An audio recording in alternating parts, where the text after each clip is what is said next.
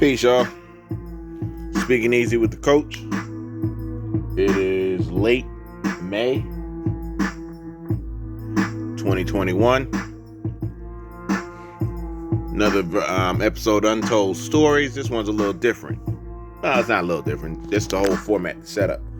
First off, this beat, I was talking in, I don't know if it was the last one or whatever. I was talking about there was a time when I played a beat,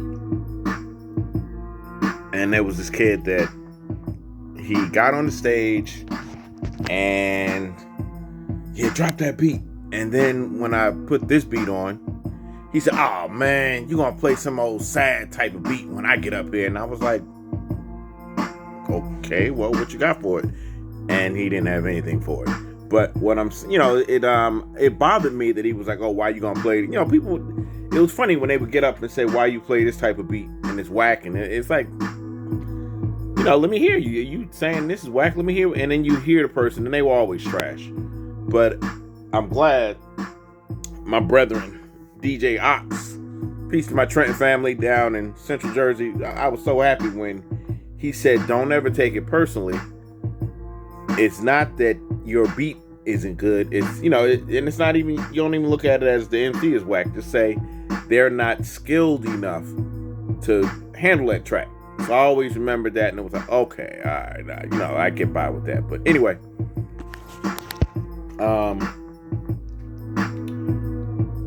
I'm saying this to say there were times that I could hear something in someone, and I would, what came to my mind, Two-Face producer Manny. What up? I don't know if anybody's seen Two-Face forever. I ain't seen him forever, but what up, Manny? I had a beat. It was like for lack of a better term, it was a backpack beat. The drums were a certain way, and it was real tappy.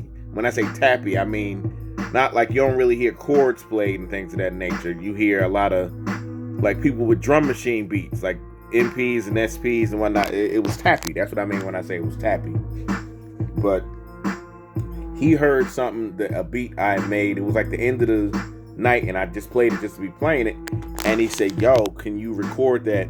Put it on a CD, and I want to rock to that." And he was more a producer than MC, but he came up and he showed love by rhyming to that beat. Anyway, that got me to thinking when I would hear, rapper, it's like you got the ones who would ask for a beat, and then it's me and my, my producer had to be put on. I hear him, and first guy that comes to mind, my man Lethal. What up, Gabe? Lethal had lyrics. He had just such an imagery when he would talk about just spirits, and he really, it was like I could see it when he would rhyme.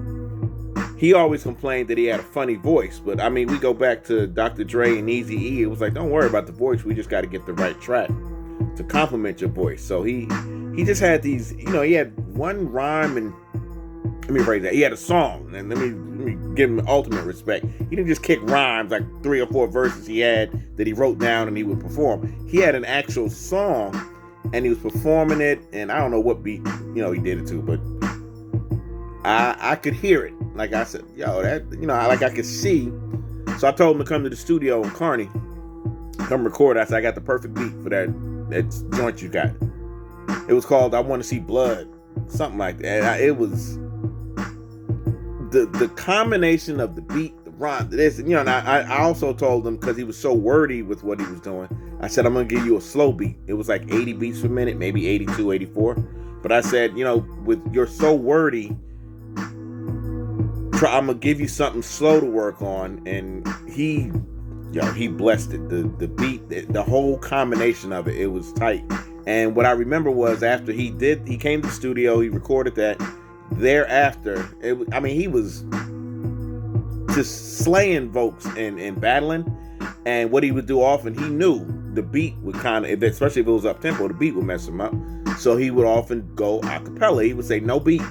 And it got to a point people was like, "Nah, man, you got to rhyme with the beat. You got to be kidding me." So, but that was one thing I remember hearing that with him. Another one was another cat from Montclair, Ollie North. Yo, North was dope. He had beats and rhymes, and that's what got me when he said he just wanted to represent over a beat just to show love, to be honest, because he had beats. And it was a beat that I had that I didn't think anybody really wanted to rock to, but I could hear something in him and the way he used to come with it. So I went to his house. I can't remember if I had the beat on the CD or I actually brought my keyboard, my ASR. But I went to his house, and he had a little digital recorder. Recorded it, and he was like, "All right, I'm gonna record it, and I'm gonna send you the finished result." And I was like, "Yeah, this is dope." And then he asked me to bring, when I brought the ASR to the Soundlab one Saturday, he said, "Can you play that? I'm gonna perform it live." And I said, "You know what? This is what I'm talking about. I'm going to perform live, not just put a beat on and let me kick a rhyme. And when you put a certain beat on, I don't have the repertoire to drop anything to it because I only got 4 verses written in my whole life, and I'm calling myself an MC." So that's where I'm coming from. You know what? When it was always nice when I could hear an MC, and when I say I could hear him or her, I would have something, or Ox would come up and he would listen to somebody and say, "Hey, let me get this," and he'd play a certain beat, and we'd all be like, "Woo!" and the MC would just compliment it. So, the MCs don't just have one style. Have something for different types of beats, different styles, for different flavors, so to speak, for everyone. Anyway, this man, it may be sad, but you could really spit some crazy. You just think about when you're going through struggles and this and that and the other. You could really come with something with this track right here. But for y'all who don't have it, you just sit in the back, and when the person is finished, just applaud. You'll get there one day. Speaking easy with the coach. Peace, everybody.